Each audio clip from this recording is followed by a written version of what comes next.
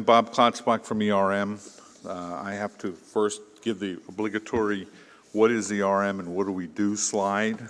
So I'm hoping that the green next means there we are. ERM provides turnkey services to assist our clients. Who are our clients? ERM works for over 250 of the 500 Fortune 500 companies in the world. We're 5,300 people in about 146 offices in 42 countries. We don't just do DDD work. We, of course, do mergers and acquisitions. We have an air practice and a water practice, contaminated site management practice. We do a lot of things in a lot of places, but we have a pipeline of work that comes down, and we are able to recognize and take out of that pipeline opportunities that we want to pursue as a company in the DDD world. So we align our turnkey DDD services with what our clients want, which is typically reduced risk. It's always reduced risk. Money and reduced risk drive the clients. Project design, schedule, contractor performance. We have a stable of contractors that we classify and work with in each country that we operate. And we have a very, very high standard for safety, financial performance, and of course, operational performance. Schedule, regulatory compliance, ensuring that, in fact, you get the same quality work. We have several large contracts with Fortune 500s. One of them has 321 plants in it. And all these plants have to be decontaminated, turned over to the real estate people for 6 months. And if they're not sold at the end of 6 months, they'll be demolished.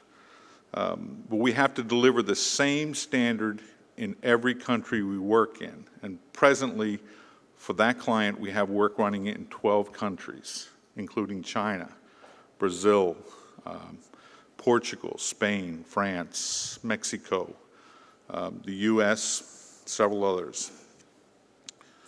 And then, of course, we always look at the potential impacts during the field activities on the local environment and the local people. The job I want to talk about today is the Texas Custodial Trust job. The purpose of the job was to demolish the Asarco refinery. It was initially a lead refinery, then a copper refinery. And our participation was to turnkey the demolition and do a portion of the remedial work on site. We had to work in concert with the court system in the U.S. because the Texas Custodial Trust reported to a federal judge in Dallas, Texas, and the job came about as the result of one of the largest bankruptcies in the world. Grupo Mexico took Asarco bankrupt several years back and paid $1.7 billion to the trust to take over the assets that they abandoned in the U.S. And the trust apportioned funds out by site. And we'll go over some of the funding problems and challenges here in a minute. The ultimate result that the trust wanted was to be able to sell the property. It's a 220-acre site. There were 75 structures. They wanted total demolition through all footers and foundations. The complete site was contaminated with arsenic, cadmium, and lead. Now, we're working 300 feet from the Mexican border, 300 feet from the center of the river. We work constantly 24/7 with the U.S. Border Patrol on site. We have multi-agency problems, ups and downs. We had to work with the city of El Paso, which basically encroached the facility. They just grew around this facility. With the EPA, we actually had the director of the U.S. EPA show up one day on site. We work with the Texas Department of Environmental Quality, with OSHA, the U.S. Border Patrol. We also worked with the International Border Water Commission, because the water on the border is, in this area, it's desert, it's high desert. It's directly across from the city of Juarez, and if anybody has kept up with what goes on in the world, they understand that Juarez is a fireball of cartel activity for drugs, and nobody really has control of the city of Juarez.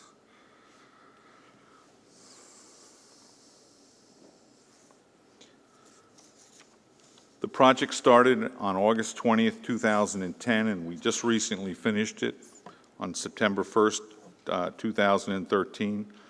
We had no safety incidences in 200,000 hours of work.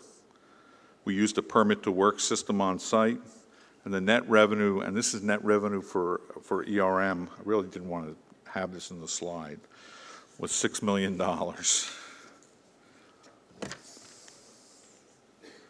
Asset recovery, we recovered 40,000 tons of copper matte material for recycling. What's copper matte? When the contop and the reverberatory furnaces, 2 furnaces, were shut down on site, they were shut down hot. That means they had melts inside of the furnaces. So we knew that there was going to be some recovery of material from the site. And what do you recover from copper smelting?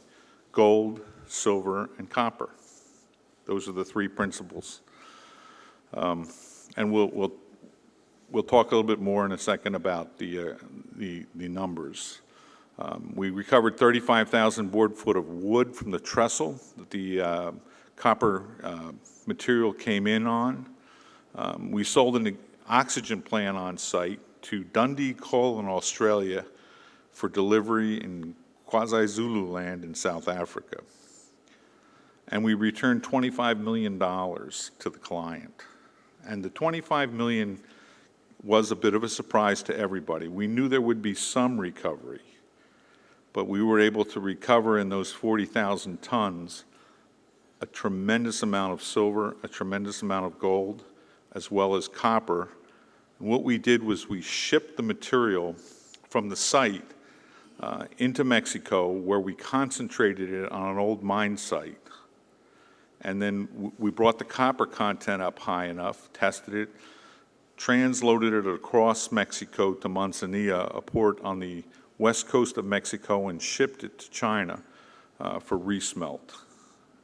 And we have actually returned, at the end of the job, just over $27 million for reuse by the trust to fund other things that needed to be done on site. To give you a little idea of where we're at, the original cost estimate for the job was based on $52 million that was given to the trust by the federal trustee to spend on site, and that was to demolish the structures, do soil remedies, do groundwater remediation, post-closure care, and other expenses. If you see on the bottom right of the slide, you'll see we were able to spend $77.8 million on the site because we recovered about $27 million in copper, gold, and silver from the site. And that money was used as additional budget to bring the site up to a condition where it could be resold. And to give you an idea about where the site is, it's 500 feet from UTEP, the University of Texas El Paso campus. It's 300 feet from the center of the border, of the U.S.-Mexican border. And it had a rail line, an active rail line on both sides of it, right along the border and just north of it.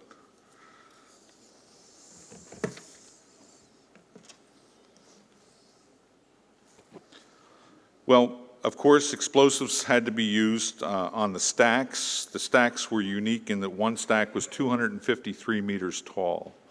It was a double stack, stack in a stack, about 20 meters diameter at the base, a little over 20 meters diameter at the base. It weighed 17,500 tons and had a little over 1,000 tons of rebar in it. It is the tallest stack that has ever been demolished in the U.S. And the second stack was a mere 200 meters high. And we had to demolish these stacks on contaminated property.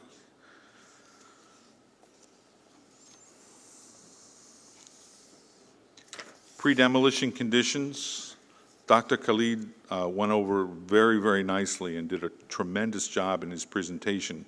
And I recognize so many things that he said because we had to go through all of the pre-planning to get these stacks down. Plus, we had to deal with the fact that if the stacks fell the wrong way, they fell across the border into Mexico, which meant you not only had to deal with the U.S. regulators, but you had to deal with the Mexican regulators, the U.S. State Department, the Department of State in Mexico, the U.S. EPA, and all of the organizations that have to be dealt with, as well as the Mexican counterparts. So we had hundreds of meetings working out the what-ifs on this job. And I refrain from telling you that we spent over $3 million preparing the site for this demolition of these two stacks in order to accommodate all of the federal, state, and local agencies on both sides of the border in order to make it happen. And we did wind tolerances, timing, preparation sequence, time of day, on-site meteorological stations. We had been on site for 2 years at this point, and we had constant data stored, so we knew when the winds were the calmest. High desert, lots of winds, got to be very careful. And this is kind of like chimney explosives demolition for novices like me.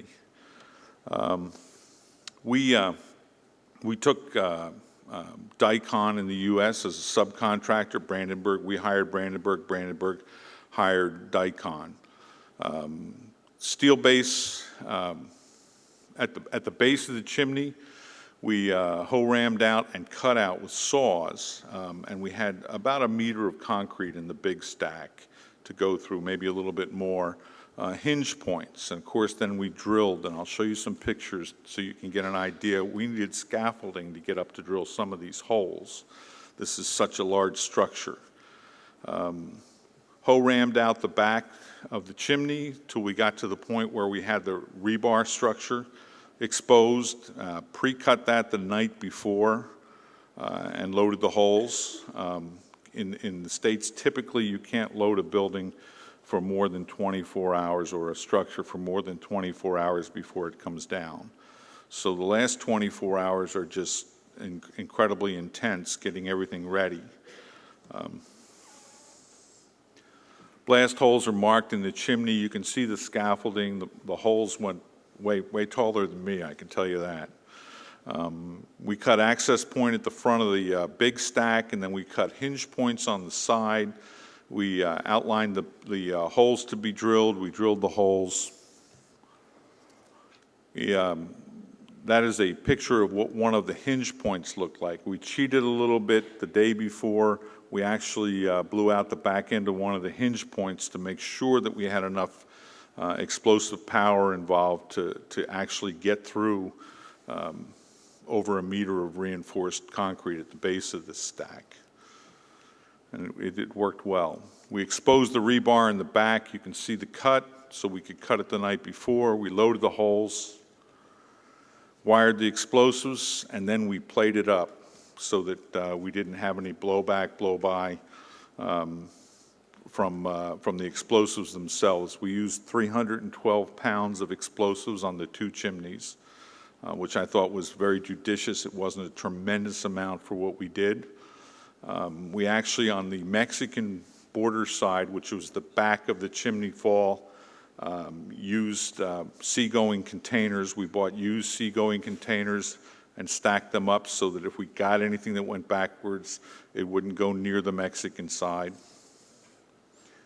Whoops.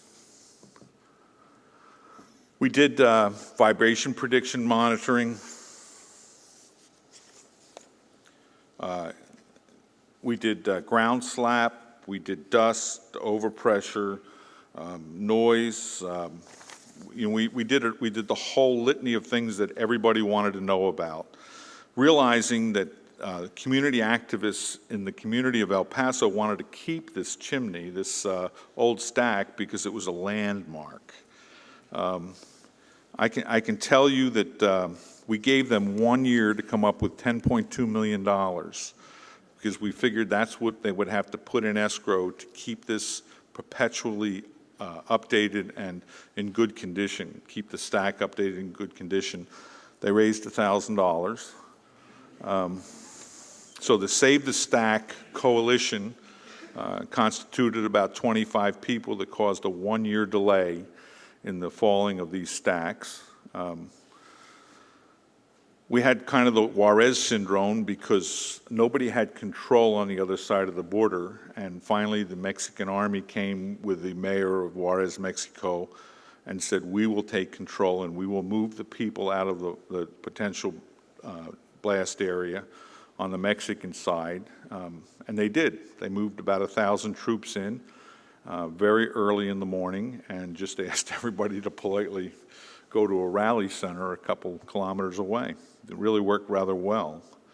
The big driving factor here in this demolition was water, and it almost cost us on the day of demolition. Water is, of course, in the desert an absolute premium, and we have this river that constitutes a border, and you can't take an ounce of water out of it because half of it belongs to Mexico and half belongs to the U.S. So we have this water commission that allows everybody to do what has to happen with water in the El Paso area. And we had 23, and I'll talk about it in a minute, but we had 23 of the water cannons out there, the biggest water cannons made, trying to contain the dust because, of course, everybody was scared to death we were going to just make the town of El Paso a wasteland with dust. We did vibration prediction and monitoring, and I showed this slide because I want you to look. This is the small stack. I want you to look at the top of the stack, and you can see that the guys that did it actually predicted that the top of the stack would break. And in the video, you'll see it here in a minute. We also had to lay out fall zones for these, and we had a lot of material on site. What we ended up doing was lining the bottom, grading it out, liner, and then about 30 centimeters of clean earth on top of the liner, compacted. And we used the product that the U.S. military used in the desert on helicopter pads. They would come in and it's commonly called gorilla snot. They would come in and they would blow gorilla snot all over the ground, and helicopters could land and not kick up tremendous amounts of dust. So we used gorilla snot on top of the compacted 30 centimeters of clean earth with a liner under it to fall these chimneys. Now you're going to see them fall in a minute. I can't say whether or not we breached any of that, but I'll let you make your own decision. We also put up 7-meter high berms down both runways where we were going to drop the stacks. And you can, well, actually, you can see in the back some of the containers as they were coming together. There's a picture of the runways. The runways were about 1.5 times the height of the stacks. And along the berms, we positioned these water cannons, okay? If you look at the bottom right, you see the simulation of a water cannon. At the last minute, we decided to put the water cannons on top of the berms because we needed more height. And we wanted to, nobody had used as many water cannons or as much water. We had figured we had 30 minutes of water involved in making this happen. So at 7 a.m. on D-Day, everything had to go right. We could run the water for 5 minutes, drop it, and then have 25, 24, 23 minutes of water left to try to contain what the inevitable dust on site. We did our dust monitoring. We had dust monitors on site for 2 years prior, so we could prove that the demolition on site wasn't making any dust leave the site. So we had pretty good analytical all around. We had real-time dust monitoring. The event required months of planning, engaged more than 30 government agencies, private companies located both in the U.S. and Mexico, and a lot of things you just don't think about. You know, your blaster and your demolition contractor come to you, and each one has $50 million worth of insurance, but it's no good in Mexico. So what happens if it falls the wrong way? There is no insurance. There's a new bridge to Mexico or a new tunnel from Mexico. Some would like that. Unfortunately, it wasn't our choice. We had tremendous amount of meetings. This is the actual video of putting it all together. Would you mind, Martin, playing the video? Thank you. Please enjoy the music.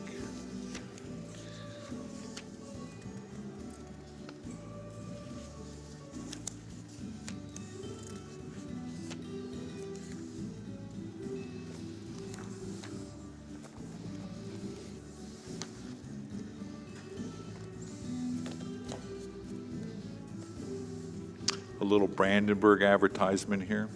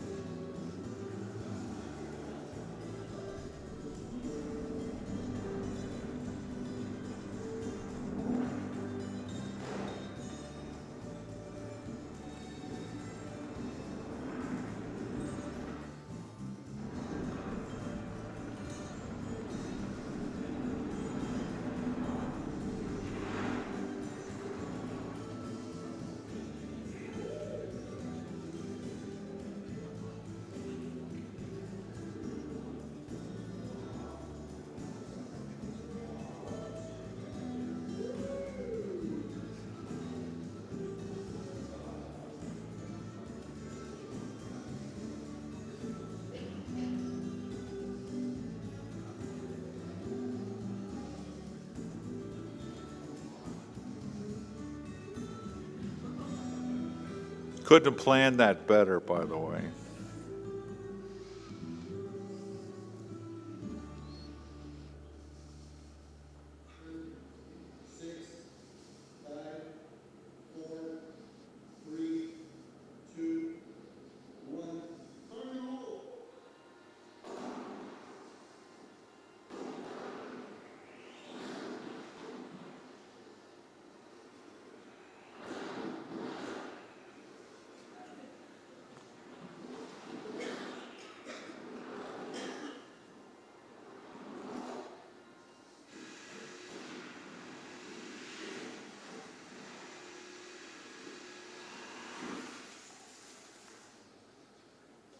little bit of advertisement. So, where were we? We were talking about water. This almost didn't happen because we had actually cut the water system on in preparation for a 7 a.m. blast. We shut down all the air traffic on both sides of the border. And of course, we shut down the rail on both sides of the facility. We shut down the highways in El Paso. We had between 8,000 and 10,000 spectators, all sequestered away from the site, up on the hills, watching it. And all of a sudden, 2 paraglider guys show up from Mexico. And they're paragliding around our stacks. Okay, so the U.S. Border Patrol sent their helicopter up and shooed those guys away. And then they used their FLIR to look down and see if anybody was in the blast area, their FLIR system, and there was somebody in an old graveyard in the blast area. So, you know, we're past demo time now. We're blowing water all over the place. We got like 14 minutes of water left, and the helicopter lands and helps this 74-year-old gentleman who wanted a better look into the helicopter, and then we were able to make it happen. So it was an experience. I'm not sure I want to do it again, but it was an experience. So how did we get there? How did we get to getting to the stacks, which were kind of the meat of the project? There were 40,000 tons of 42,000 tons of steel and copper actually in the facility, and stainless steel recyclable materials that Brandenburg got as part of the demolition. And we have a kind of a 2-year overview of the sequence of the demolition. It takes about a minute and a half. Could you play it, please, Martin?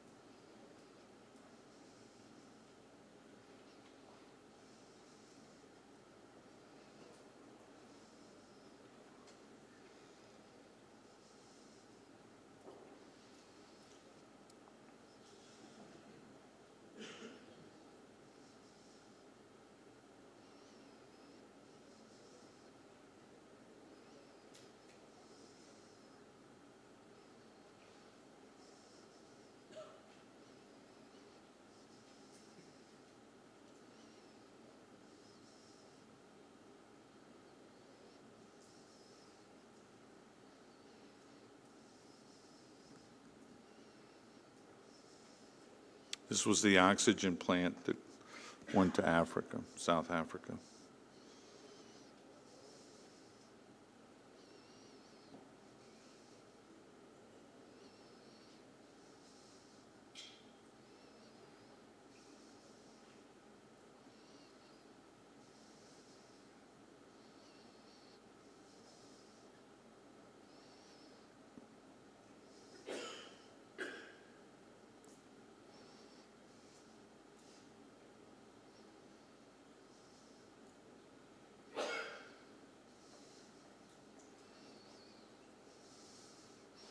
And I truly only wish the job would have gone that fast. Take my word for it, because there were many, many, many challenges in making this thing happen.